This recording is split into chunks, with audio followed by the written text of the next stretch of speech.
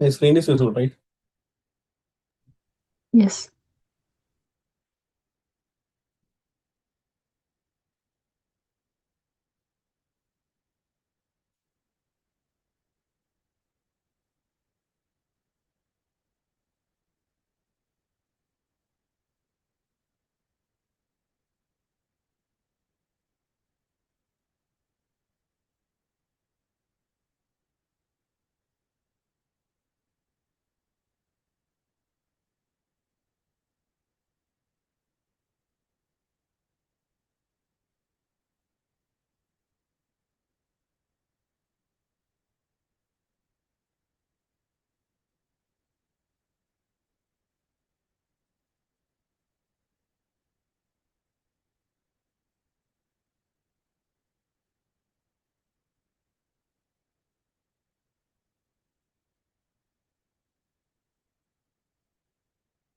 So I quickly launch EC2 and install the Jenkins.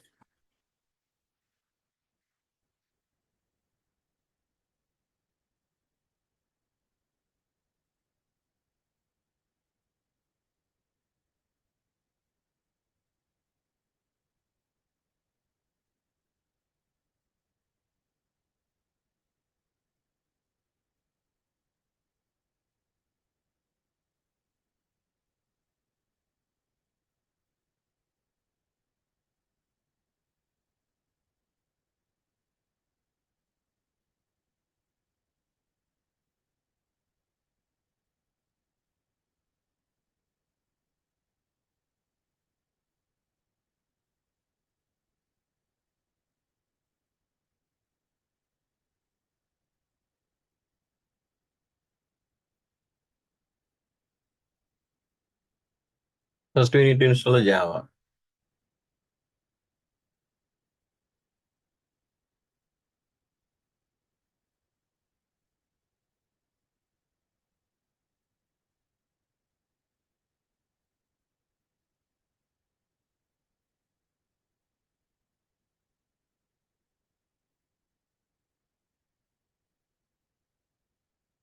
I'm creating a production server as well.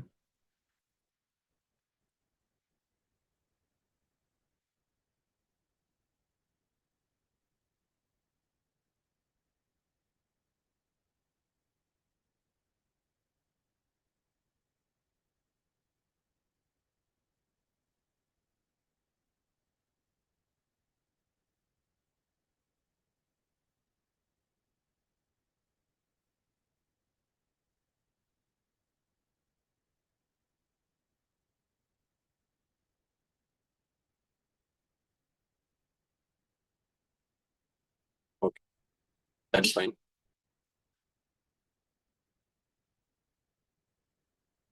Installing Java. After installation of Java, we can run this bash script. So it will install Jenkins.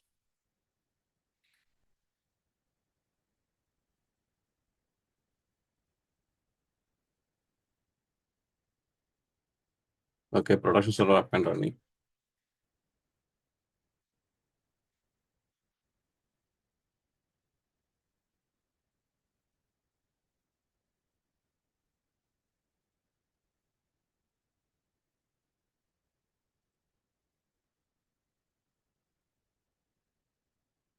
Now I am installing Jenkins package for installing Jenkins.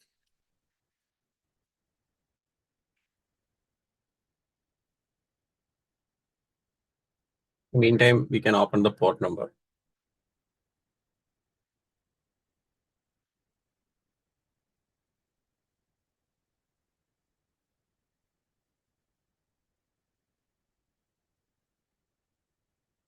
To access Jenkins. So default port number is 8080.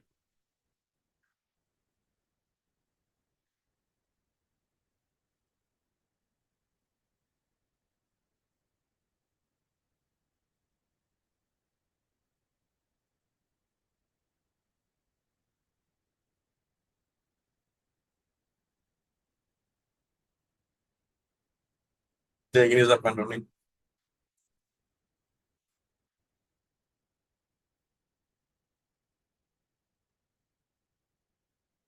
Also copy the initial admin password.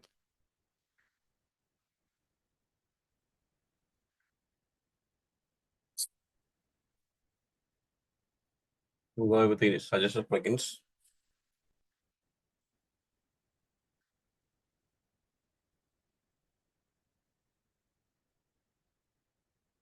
Meantime, we can install Apache on that production server.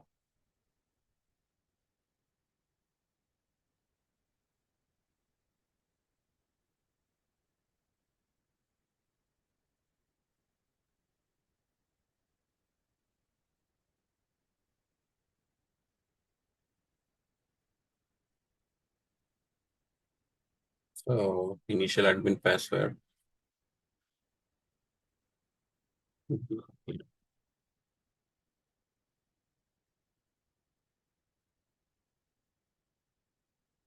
Yesterday we go through the same lab. That's why I'm quickly pin up everything.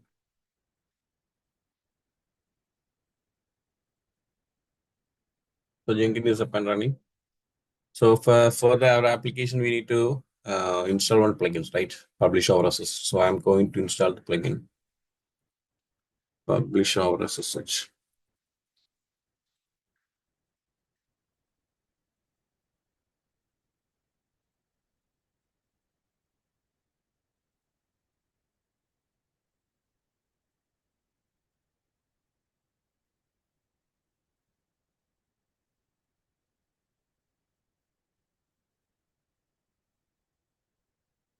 The plugin successfully installed.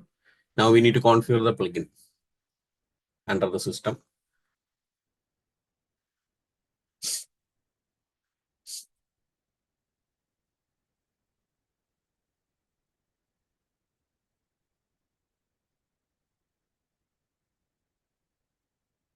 So go to bottom, and here publish our SSH. We need to configure that our remote server details. Okay. So I copied that PEM key that we are using for that production. This is a PEM key and add server. Copy that production server IP.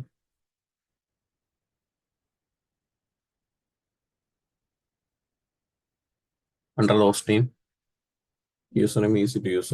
Default username for Amazon Linux and directory var www HTML. This is Apache default directory, okay, where we keeping that application code. So Apache is successfully installed. We can check that status.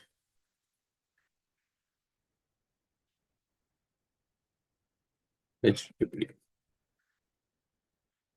Okay, it's not started. We need to start manually. Yeah, that's fine.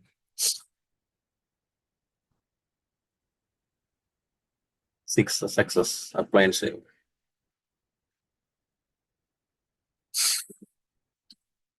So that's part is done. Now we need to quickly start a project, test application using Freestyle project. So click OK. So this is our repository. Okay. So I am copying the repository URL and go back here and provide the project URL here. Source code manager Git. So we need to provide the Git URL as well. I mean the repository URL as well. So copy that and paste it here. That's fine. Master, same master. Then the build trigger, GitHub hook trigger for Git the same volume. If we enable this one, that means whenever the new code change happen in that GitHub repository, the Jenkins will automatically trigger and take that new code. Then here you can see the environment, send file or execute command or SSH after the build runs. Okay, after the build runs in Jenkins, it will send the application code to SSH command. Okay, so we need to set the SSH machine as well here. Okay, so we already created that. I mean, onboarded that SSH our production machine. So that's why I listed here. Select the machine. Yesterday we faced the issues. I will explain that thing. Okay. So here we need to provide that format of that file that we need to copy from the repository to that production server.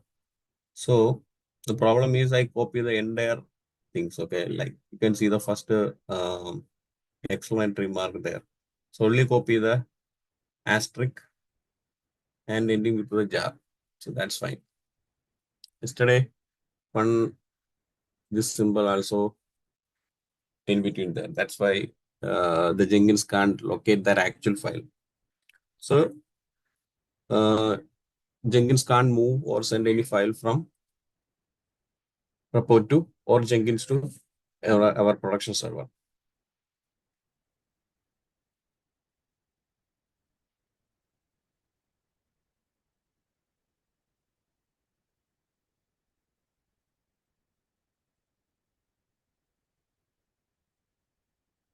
This will work. Okay. Only copy this.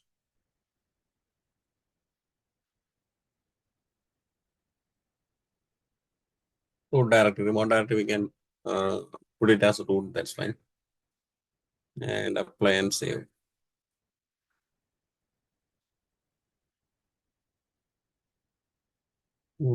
Okay, all fine. I think we can start build.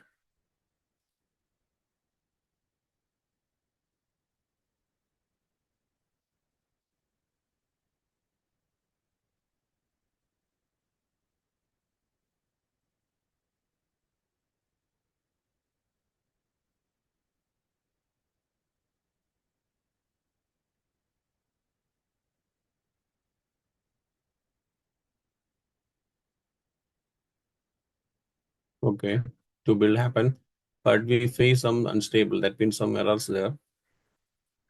Go to that build to see that issue.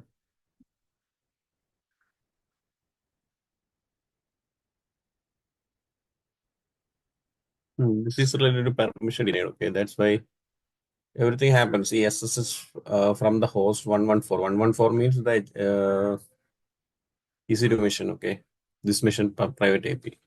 So that missions try to access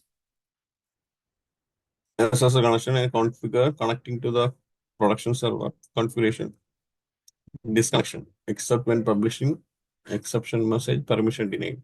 So the machine can't copy the application content to the directory var www.html. Okay, that means Jenkins can't access or copy that application file that the file that contains HTML files. Okay, so we need to provide that permission hmod 777. So the user can execute or copy the files to the directory. So we need to provide the directory as well. Which directory that we are going to provide the necessary permission. HTML. So this is fine. So giving all the permission, okay, 777. Go back and build it again.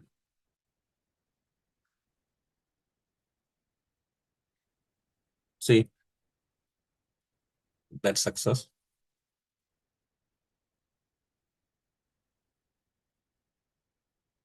You can check the console output as well. Transferred 2 files. Success. Yesterday you can see everything success, but no files transferred. That's the issue we face. So now we can access the application. Before that, we need to open the port number.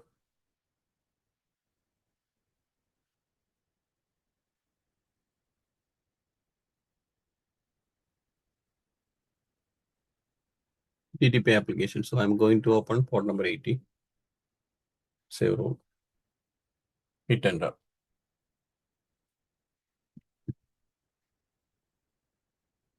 So the application is deployed, right?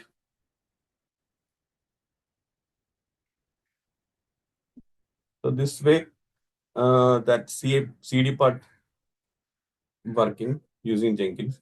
So now we need to integrate the continuous integration with the repository as well. Okay. As of now, for example, this is the application repo. Okay.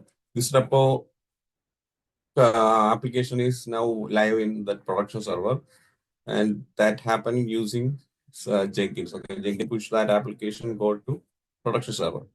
But give me a second. As of now, the Jenkins from GitHub to production server or GitHub to Jenkins, there is no connection. So we need to create a connection as well. For if we did not create any connection, what happen? I will show you. For example, I'm changing some application. For example, I'm going to change something. Okay. For example, here we can change. So we can edit. There is option inside the GitHub to edit the application code. Like developers doing. Okay, they will clone that application or they will pull this application code to their laptop and they will write there to add in new features. But we can also add anything here. So I'm changing the password to pass only pass. Okay. So this is a part actually. I'm changing to pass and commit. That means I made the change. Okay. So for example, we added some new features with our application.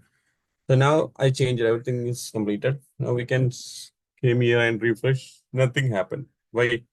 Because there is no pipeline from code to the Jenkins. We can change the, I mean, we can make the change how we need to manually build. So I'm going to here, you can see before everything is same. So I'm trying to manual build, but whenever we do the manual build, it will take the new changes. Okay. Otherwise it's not taking, I mean the Jenkins not taking any changes happening in the GitHub. So in the fourth build successfully done. Now we came here and refresh. We can see the pass only. See. But the actual requirement is we need to set up a integration between GitHub and Jenkins. So the Jenkins looking for the application repository, and if any code changes happen, Jenkins will automatically take that using the trigger setup. We make the setup right there when configuring the application. GitHub hooks trigger SSM polling. So we need to create that thing as well. So go to settings in the repository. There is an option called uh, that name is webbook. Okay, so we need to configure the webbook as well. Go to the settings. Here you can see the webbook. Click on the webbook and delete the existing webbook.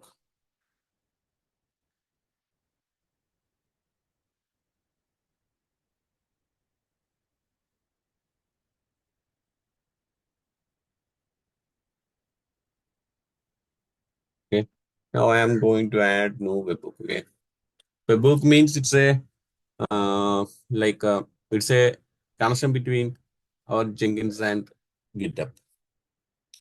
So it made a payload URL. Okay, we need to provide the payload URL as well, so that Jenkins will sending like some delivery to the payload URL. In this case, the payload URL is our Jenkins application. So we need to copy the Jenkins application payload URL. IP with the port number. Okay, so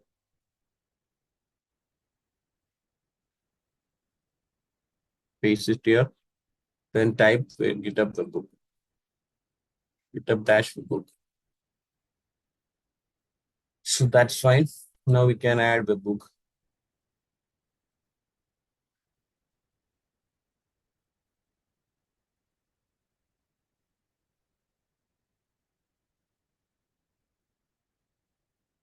So here you can see GitHub webbook. Face some issues. So last delivery was not successfully invalid HTTP response 302.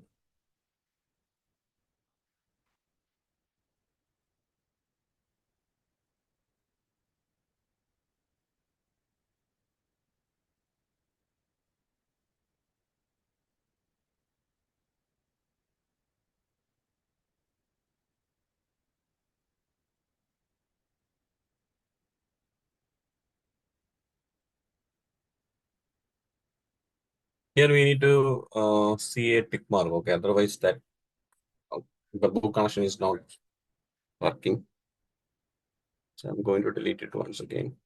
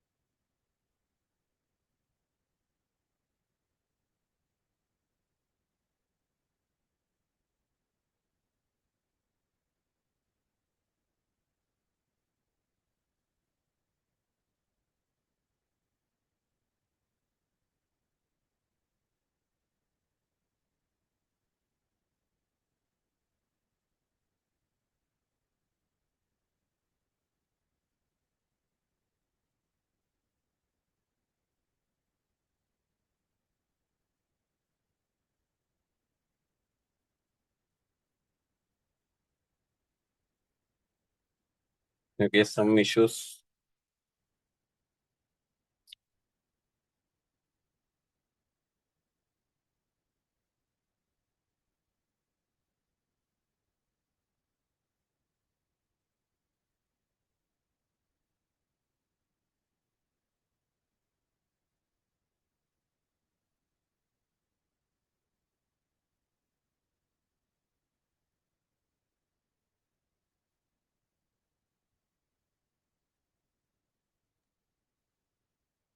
Can you check the status of the GitHub? Mhm. Which status? GitHub status? Under Jenkins, right? No. Whether GitHub is up and running or not. It might face some issues, right? GitHub status. Under the server, right? GitHub.com status. On the server, right?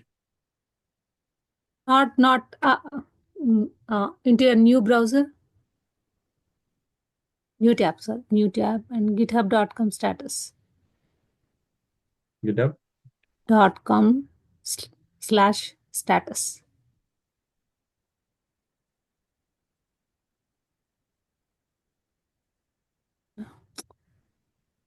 Or else give Google search it GitHub status. If it is down, it won't allow you to like make any changes. Not that one. Just GitHub status and search for it so that it will give an URL.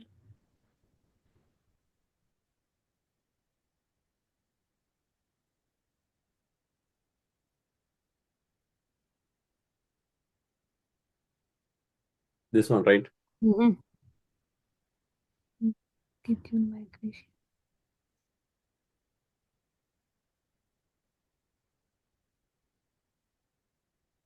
Migration.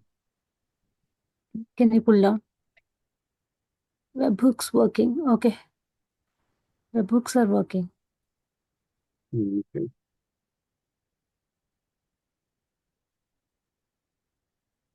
Yeah, you can go back. If it is down, it won't allow you to like. Mm-hmm. Got it. Got it. Do we need to change the content type to application something? No, Yes. application. Yeah, form underline coded is fine. Application JSON.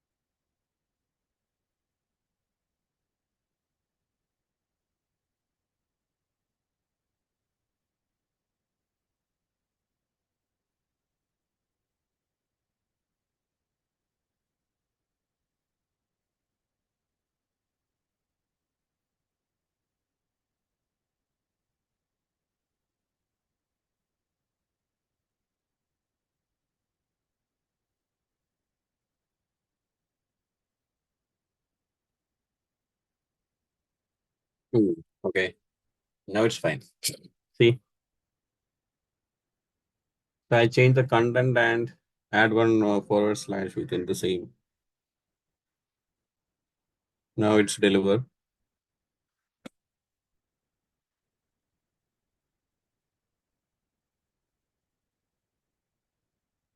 Now we need to go to the application repository once again and change some application code so we can see if it is whenever here any code change happen, okay, the Jenkins will automatically take that change and start to build. We don't manually go to do anything. So you can go to the last build status. See, this is started by the user. That user means this user is the Jenkins user, right? So you can see the Jenkins user here. So this is a user manually start that build. Okay. So now, and you can see the fourth build successfully deployed or successfully run. Now we go back to here and do some changes here. Okay.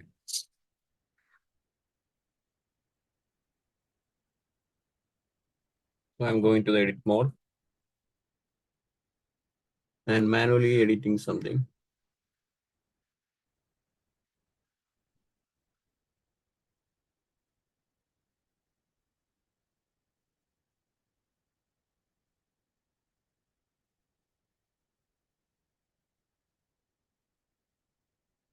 So this is the content I'm editing. So now I am going to commit. So whenever the commit happen, you can see that Jenkins automatically take that and start to deploy the application. Now the fourth build, okay, you can see now something under the build queue. See that newly changed started. That means that queue we can see one. So yeah, the queue is successfully completed. Also here we can see the fourth build. Okay, just I'm go inside the test application. We can see for fifth build happened 211 the time, and we can check who will do that. Okay, so you can see started by the GitHub push by the GitHub user. This is a GitHub username. Okay, so this way we will track that which developer will pushing or commit to the latest change like that. So you can see the application live as well. Just refresh the page. Good.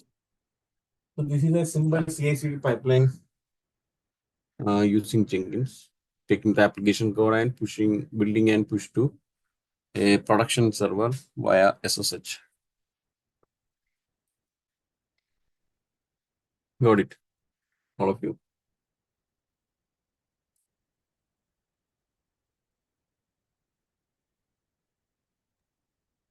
I have a quick question. Like, whenever we are setting the source file, you have given like star/star.jar. You have like Right. modified that to something else. How would we know like we need to update those path You mean this one, right?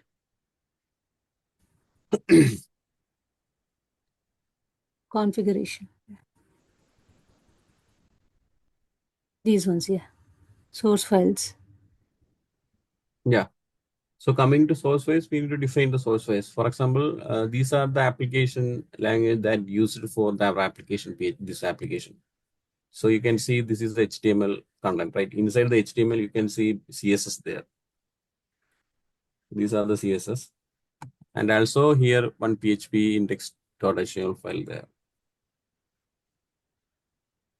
Also, we can see what are the files it's moved. Okay.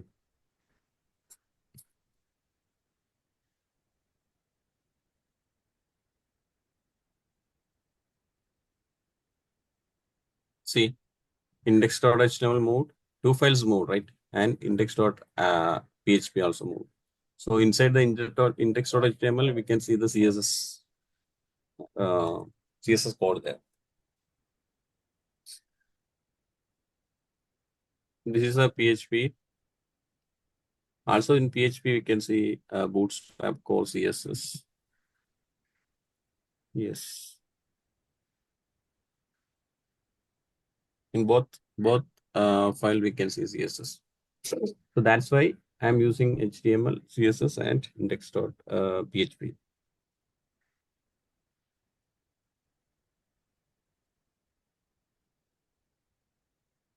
Got it. Is there a way that we can find out which source files we need to mention here other than the... No. That's we need to discuss with the developer team first. For example, for this specific application, these are the things like when coming to freestyle project. Okay, this is only for the freestyle project, but we are not doing any freestyle coming to production environment or anything. Like for that case, we using Ruby scripting. So if you go to freestyle, then we need to talk with the developer. What are the languages they use? So we need to mention like that. That's all. We got that format from here. See, for example, a jar file or anything, we need to keep like this, or a war file there. Then PHP, CSS, lot of language there. So we need to mention that prospectively here. That's all. If we like more files, we need to put like comma. See here, three types there, right? Three different codes are there. So I'm using comma to specify everything. Okay. And don't copy the first, only copy from the asterisk. Okay. And that format. Yesterday I copy all content. So are we going to use this in any like development or testing purpose for freestyle, or we are not using? Yes. For testing, we can just go with the freestyle. Testing small size, like a small bash. Sorry, small size jobs. Okay, some small test jobs are there. So for that, we can go with the freestyle. So all these things under the, requirement.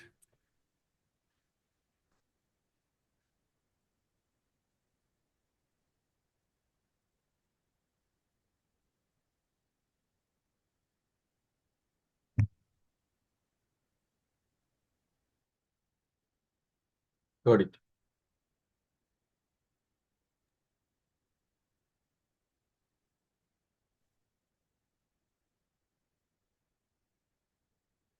Any doubt?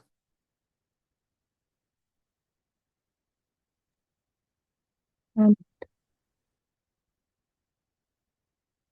Okay. So we next thing is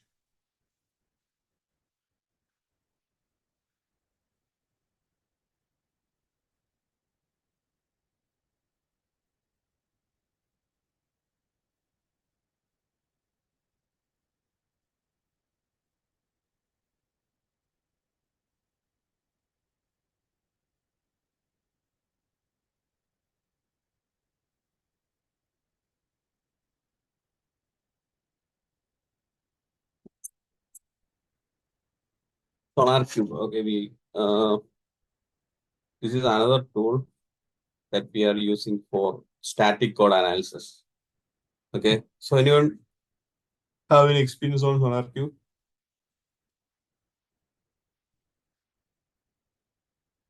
Okay. Sonar Cube is a tool that we use for static code analysis. Okay. For example, we have the code here. Okay. In repository, we have the code. Consider like that. It has a n numbers of code, like 1,000 lines or 20,000 or like that. It's a big application. Consider. And the application raw code here. So we need to use some CI/CD platforms, for example, Jenkins. And here we have the production environment as well. Okay, production. When coming to real world scenario, we don't directly take the application code and push or building, testing, and deploy it to the production. Before that, we need to check that security aspect. Okay, security. Security in the sense of we need to thoroughly checking our application code. Here we have a lot of codes, right? So any vulnerability inside any code or any code smell or any bugs, or these are the things that we need to identify before deploying the application code to production. Got it. So we need to review the code before. We can do two-way reviewing. One is manual. Manual reviewing is taking too much time. Like we need to take some developers and we need to send the code to them, please review and identify any issues there. So like it's taking too much time if the number of code is uh, like, it's a n number of consider like that. So it's not a feasible thing with the developers. The main thing is time. If time is high, then the cost also high. So we need to automate the same process. So one of the tool that available, open source tool that available is SonarQube. So using SonarQube, what will happen? SonarQube will automate the process. Automating reviewing or automate the review process. So we called as SonarQube static code analysis. Static code analysis using SonarQube. So the SonarQube, so before that we need to integrate or we need to install SonarQube and we need to integrate SonarQube with the Jenkins as well. Got it. SonarQube is another application. So we need to install it. It's open source. We need to install and we need to configure. Then we need to integrate with the Jenkins as well. So coming to Jenkins job, okay. Coming to Groovy script, we need to define all the stages that we need to perform whenever the application deploy start. So any of the stage we can define that SonarQube part. So all the code Jenkins take all the code from the repository to Jenkins, and Jenkins will send the code to SonarQube for reviewing the code. So that's the process. So these are the process that we need to define using Groovy script. So what are the things that we define the Groovy? Jenkins will do all that things automate. Okay. The Groovy things it will automate. And the last stage could be like deploy to production like that. So the Jenkins will deploy the application to production as well. So for that, we need to take install SonarQube and integrate with the Jenkins. So some tasks are there. First, we need to run the SonarQube server, any of our server or Docker environment. Then we need to log into the SonarQube, and we also provide that credentials to Jenkins credentials for authentication. And we need to add the SonarQube server under the system in Jenkins. So these are the tasks. The rest of thing we need to define that stages under the Groovy.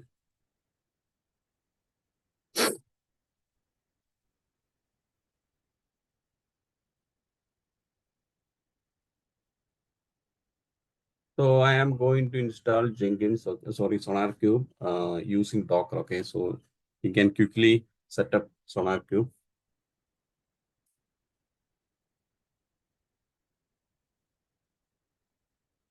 Before that, I'm installing Docker.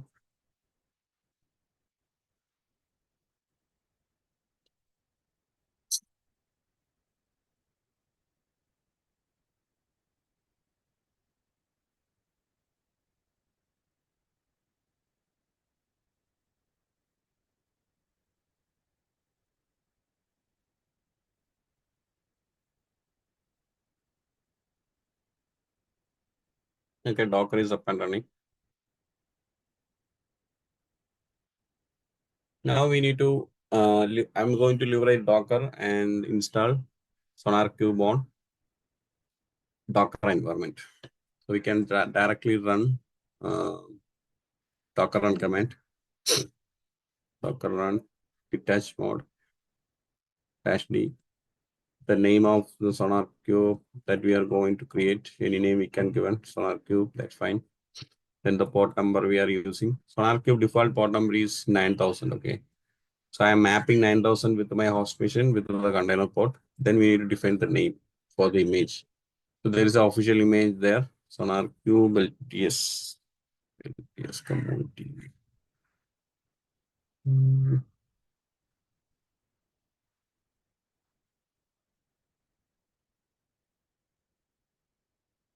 I will check the image, okay.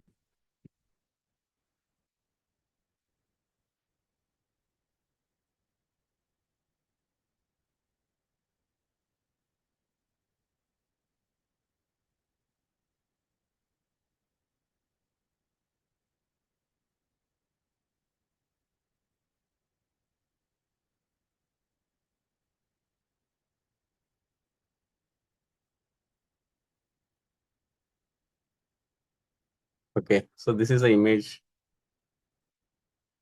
community-based image. So it will pull that image from the repo.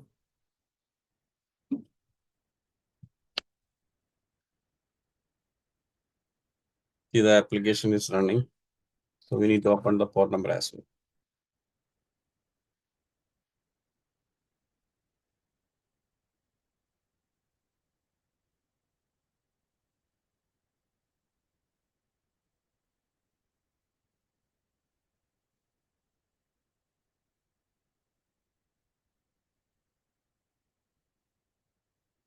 So we need to open 9,000, okay, to access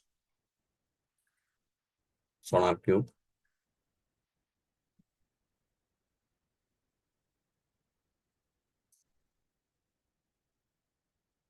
Copy the public IP of that machine where we install Sonar Cube, Jenkins and all, and provide that port number. See, this is a Sonar Cube dashboard. Sonar Cube is up and Sonar Cube is up, all system operational. Go to home.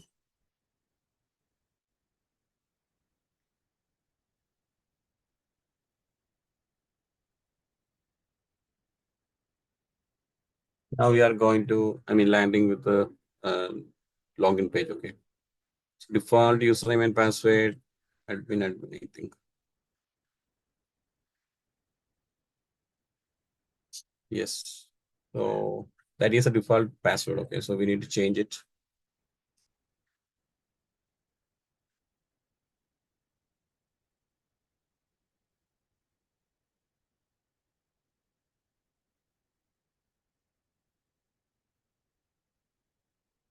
Wait.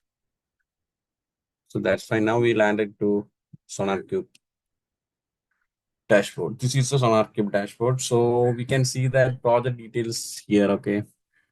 The project details means if any project that we integrate with the SonarCube for static code analysis. So everything will be listed here. And here we can see some rules. Okay. So some rules are there. We can see the rules. So based on the rules that SonarCube will analyzing our static, our code, okay. The rules means SonarCube knows the latest bugs or latest trends, okay. Everything under the SonarCube database. SonarCube have a small size database. So it's a embedded database. When coming to production release SonarCube, we need to set up a separate database for SonarCube to saving all these data. Also, we can scale that database, okay, if we have a lot of project or lot of applications. And here we can see the administration as well. So, creation of user, creation of token, lot of webbook setting, everything we can define here.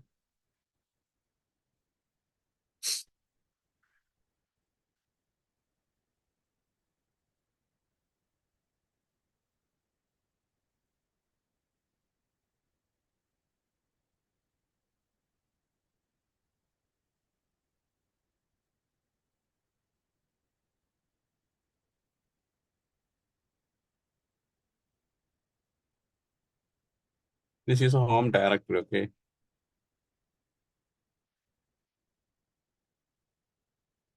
You can see the database as well, H2 database.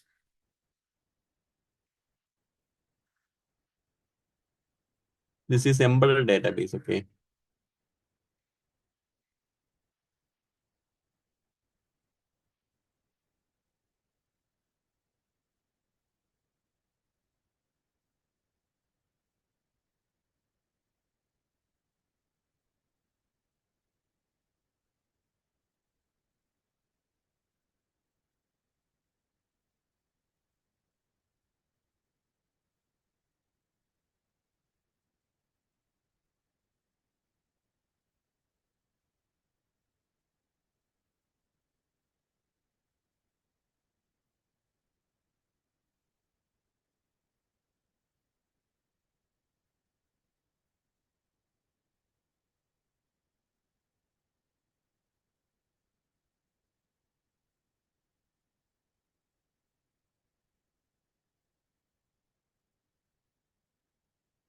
Here we can see this server ID is valid only for the embedded database. It should be considered disposable. Consider configuring an external database for long term. See, consider configuring an external database for a long-term use prior to requesting your license. That means for production environment or a long-term configuration, we need to set up a separate database for that Sonar tool.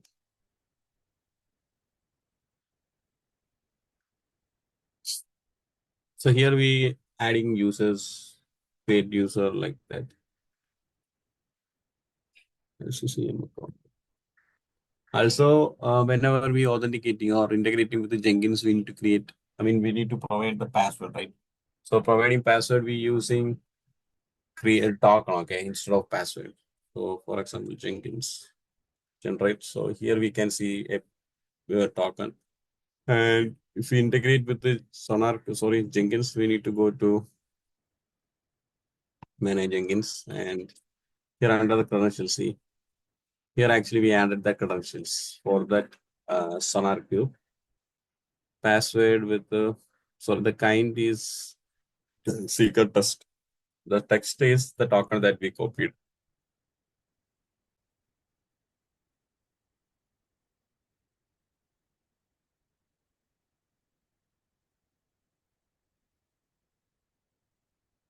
Okay. Secret test copied, and we need to define that uh, ID. Any ID we can define here. Okay. So we need to ensure that the same ID that we keep in or provide inside that Groovy script whenever we starting the project. So create. That's all. This is a way we keeping credentials of SonarQube under Jenkins. So after provide that token, okay, we need to provide that SonarQube server details as well under the systems. So before that, we need to go to plugins and install the SonarQube plugins. SonarQube. See, this is the one. SonarQube scanner. Install the plugin.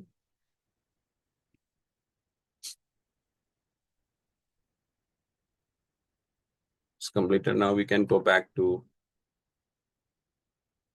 Jenkins and go to the tools first. So if we install any plugins, we need to configure the plugins as well. Okay. So here are the SonarQube details listed. See, SonarQube scanner. Then add SonarQube. To add the SonarQube, we need to provide any name. So this same tool name that we need to define in that Groovy. Okay. We need to select any versions, and it will install from Maven Central. Okay, the plugins. That's fine. Apply and save. Now we need to go to the systems to add the Sonar server, because Sonar is a separate application, right? So we need to add the server as well. So go to the Sonar system, Jenkins system. See here, SonarQube server. So here we need to configure it. So enable the environment variable and add SonarQube. Give any name, Sonar server like that. Then we need to provide the URL. So the URL we will get from here, right? The URL with the port number.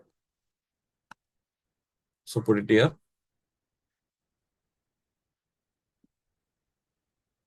And the server authentication token. This is the main part. So we need to define the server authentication token as well.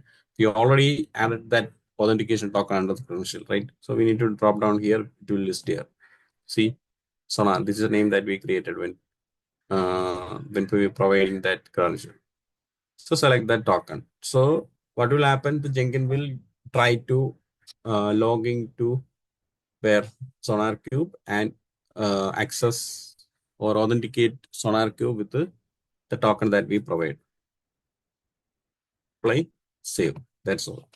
So the Jenkins can integrate. The integration part is done with this Jenkins and SonarQube. Got it. All of you.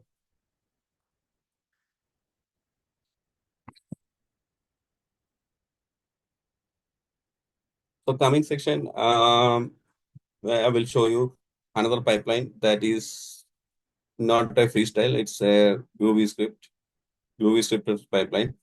and we deploy our application to Docker environment, okay, not a virtual machine. So in that pipeline, we can integrate the SonarCube and the rest of thing as well. Okay.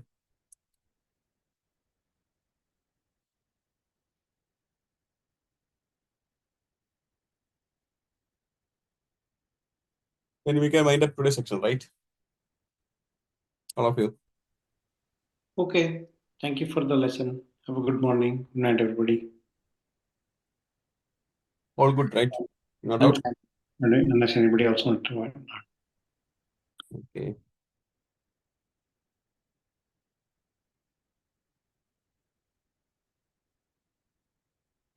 So we can wind up, right? All of you.